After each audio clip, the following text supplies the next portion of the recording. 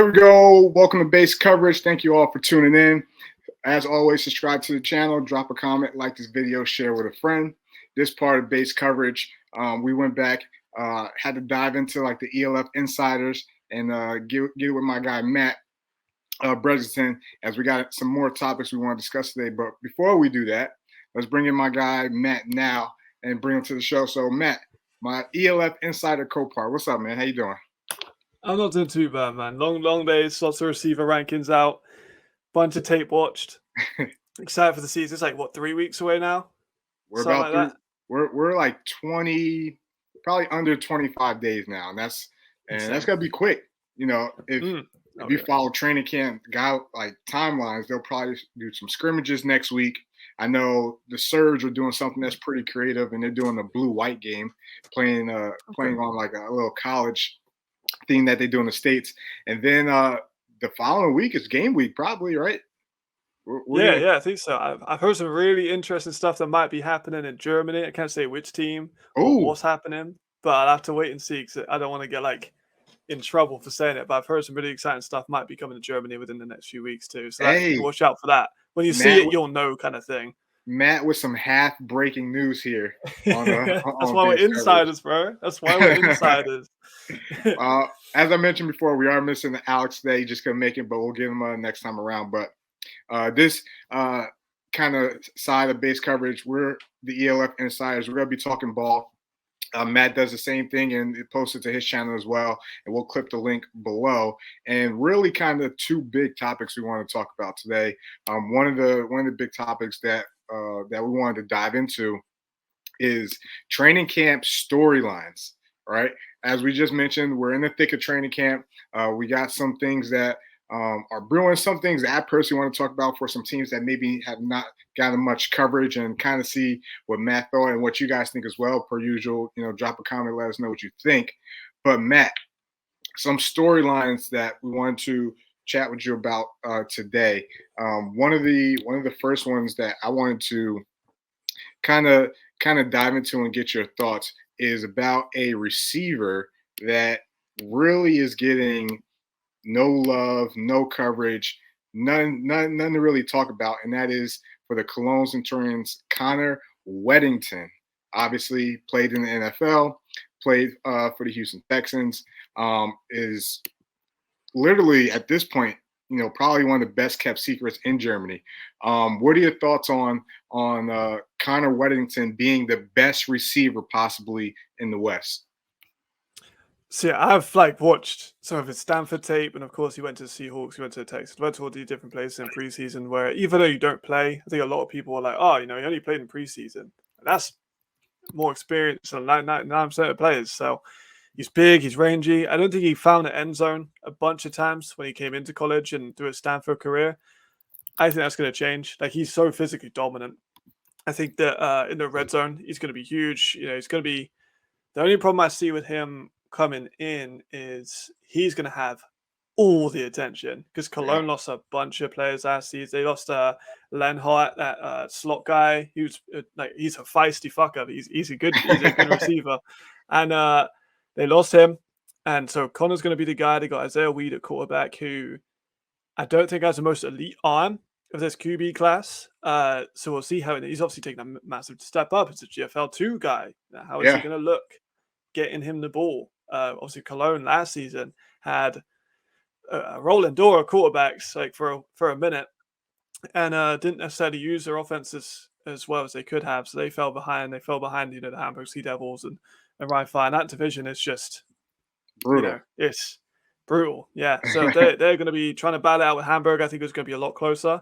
They're going to have to try and pick up a key win in Madrid. But I think that Connor Weddington is, like you said, the best kept secret. People aren't talking about him. Like, he's not been on any top fives. The league isn't really talking about him that much. Yeah. And like their coverage of it. He was a former NFL guy, and he's got very little attention. So for me, I think that Weddington is going to come in. He's going to put up a few big games, and then people are going to start noticing him. Yeah, and he definitely has had like the experience and obviously, the talent. Played at one of the top levels in the States. Played at a great school. Played in the league, for a little bit. Now he's coming over to Europe, and obviously there's always that transition of how how they're going to do first time, all that stuff. But, when you look at the West and receivers, I think that's a pretty bold statement when you got like a Markel Castle, even just looking at the A's, Markel Castle, Yeah. you got Willie Patterson, you got Austin Mitchell, slot fast guy, Anthony Mahungu, Yeah. not an American. But You got plays like an American. basically he played in the league. He played in the Yep. league too. Yep. And I know there's names that are out there, Theo Landstrom, Harlan Kofi, like the West is loaded at receivers, but the guy that could be the best might be the guy that no one is talking about in Connor Webbington. Yeah. Yeah. I think that if you put him in like lads, because we've had a bunch of guys move, like Markel moved and Jarvis moved, so they're getting a lot of like the people's eyes because people know who they are. Connor's come in. If he came in last season when there was a little bit less like movement, I think he would have got a lot more attention. But I think given this off season has been insane, he's gone a little bit under the radar. I think in terms of him signing for the Clone Centurions. Most definitely. We're excited to see him week 1 versus the Ryan Fire and see how that pans out. Yeah, it's gonna be a good game. Definitely is. What do you got? What's some storylines you're looking into for this training camp?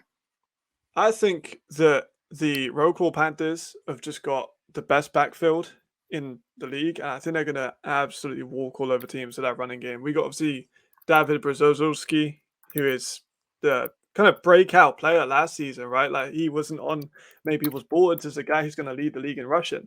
But 580 yards, 3 touchdowns, so good, like real good for a running back. Came in last season, got 1116 and 12 touchdowns.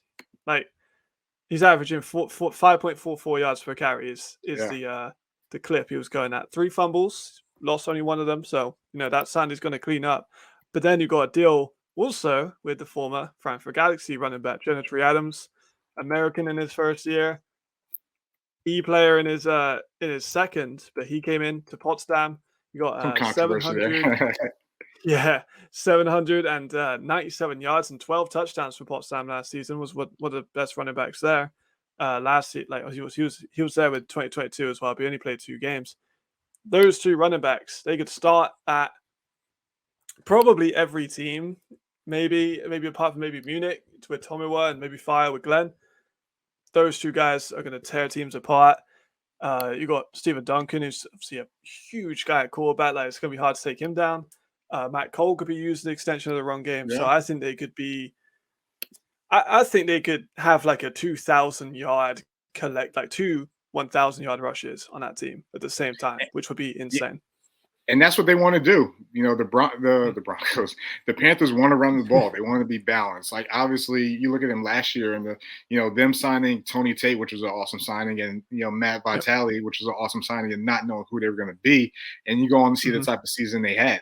They want to run the ball. They made a star out of David Brzozowski, and now you're bringing in Janindi Adams too. So it's going to be a lot of ground and pound in Poland. And I kind of like that we're seeing a lot of teams, and we'll dive into the run backs later, but a lot of teams go that route because for so long the game's been about speed, fast pace, up tempo, spread the ball, pass the ball. And you slowly starting to see teams get back to, running the ball, going against the grain, especially if they got to see a light box. So yeah.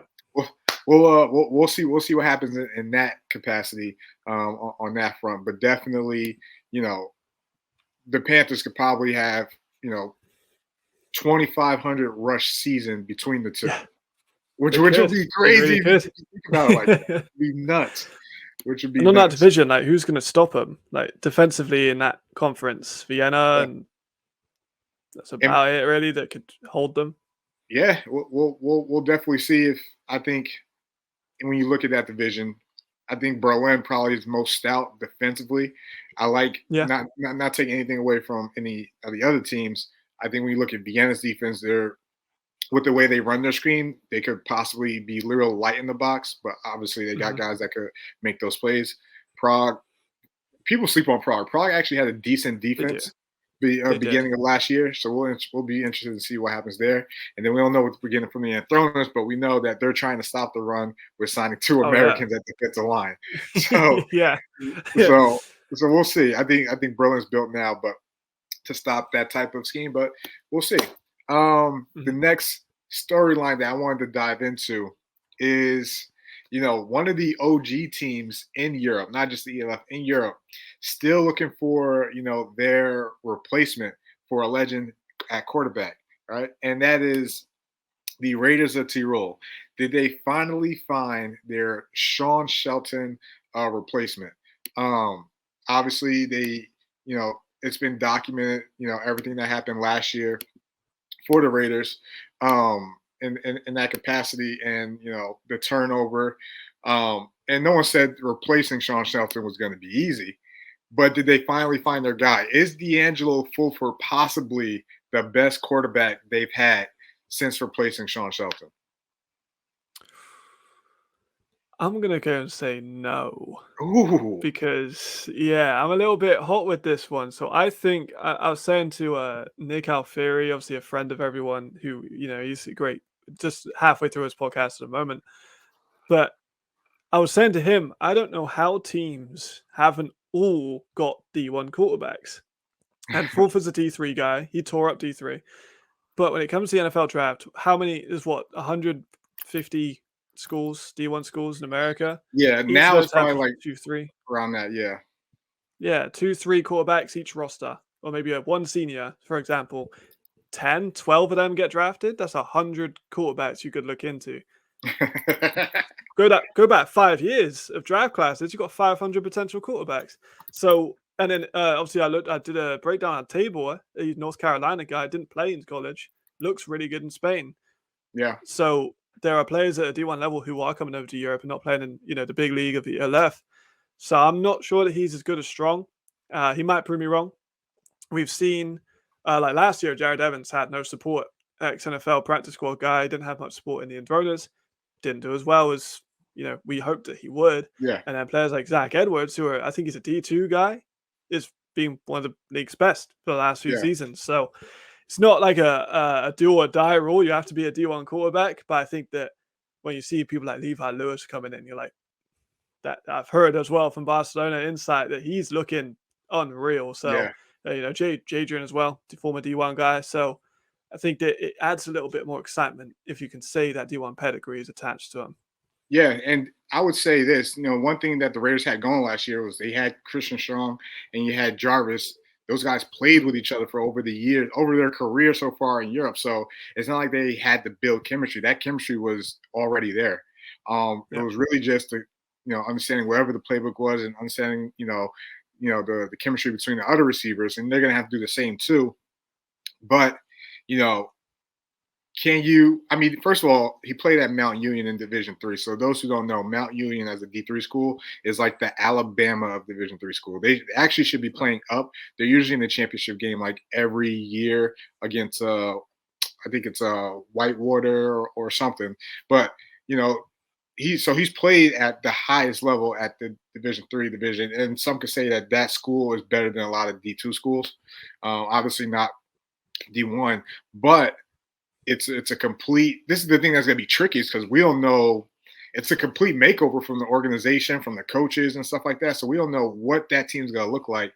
In the past, they've been very, methodical and very like, I'm not gonna say scripted, but know when they wanted to take their shot, where they wanted the ball to be placed, really death by 1,000 cuts type of offense, and then they took their big Yeah. shot. So it's gonna be interesting to see how they pan week one when they play, Milan, which I think is gonna be a matchup Good wise, game. could be a tricky game. A Agreed. tricky game. Because they lost a lot of offensive linemen too. Like their Yeah, offensive line this year is not as good as it was last year. You had yeah, Toby Letman and Steven Nielsen, who are elite level tackles. They're both gone now. He's yeah, going to have less time. He's not going to have Sandro. Sandro obviously played a little bit, didn't really play a whole lot. But they're going to have Bonatti in as a feature back, who is an excellent. yeah, They've lost a lot of guys, so I'm not so sure. Jarvis is phenomenal as well. And they've brought in, I'm blanking on his name, the receiver they brought in instead of Jarvis, but it's going to be hard to fill his shoes too. Like Jarvis is a top 5, top 7 receiver in the league. So absolutely. can he produce the same level as Strong? Not so sure. Of course, that Strong and Jarvis produced last season, where they were like 7-1, 7-2 when they both departed. Yeah, Yeah, it's too, like how realistically only get two better than that, and they still lost. Like they still left them. So Yeah. I'm not so sure. Obviously, I hope him the best. I hope that he does tear up the league because it's good for everyone if he does. I'm just not so sure if he's going to have the same ceiling as Chris Strong does. Yeah, it'll be interesting to see. And I think one thing that's when the Raiders are good and the Raider Viking rivalry is good, football in Europe and especially Yes. Austria is good. So it's gonna be interesting to see how that pans out. What other storylines do you got heading into camp? I think from what I'm hearing, that level of European receivers, I think that we are going to have our first debuting 1,000-yard receiver who is European. I think that's what we're going to have. Anthony Mahonwu is, of course, going to be the guy who most people would think of in terms of people who maybe not going under the radar because they're elite Europeans, but guys who might be able to tail into that 1,000. You've got Jordan Boer in Vienna, one of the elite. You've got Yannick Meyer, Lewis Geyer has been climbing every season. Flores Calderon wasn't that far off, like as a rookie. Yeah. Tommy Wilson's going to be incredible. So there's a bunch of European guys that come in. Obviously, me and you have talked about the receivers, and this is made in receiver class, and da da da da da. Europeans are looking good too, and I think we've never had a 1,000-yard receiver that's been European. Sean in the first year, a bunch of people in the second year. Only Markel last season, and I think we're going to get a couple more. Yeah, so Anthony was real close. Robin Vilcek was incredibly close. Lewis Geyer as well. So there's guys that are near. If Anthony catches 126-yard ball, he gets 1,000 yards. So it's not out of the ordinary to say that he's going to get. Theo Landstrom's another one. Harlan Quofi, I think, is the most complete receiver in arguably the league. Like, he's an incredible block. If you've never seen Harlan Quofi block, he has a whole tape. He has a whole tape dedicated to blocking. So he's a player that's a sleeper for it. Harlan Quofi is the Steve Smith of the ELF. And those who don't know who Steve Smith is, wide receiver, he's played for the Carolina Panthers. Google him. Harlan Quofi is the Steve Smith of the ELF. He's just bigger. Like he's a big dude. Like he's huge. So for him, and obviously Anthony's now left that team. And that's more targets I think are going to go towards Harlan because he might be playing as the X. You've got Kelvin McKnight is more of a slot guy. So could he be Jadrian Scarney outside? I think that he can be. We're for sure going to find out. We're for sure going to find out. But those are some storylines that we wanted to dive into heading into training camp, or while we're in training camp, and as we're a little bit under or a little bit more than 3 weeks away from the first game. But we're in May, so the first game is this month. So it's definitely something to be excited about.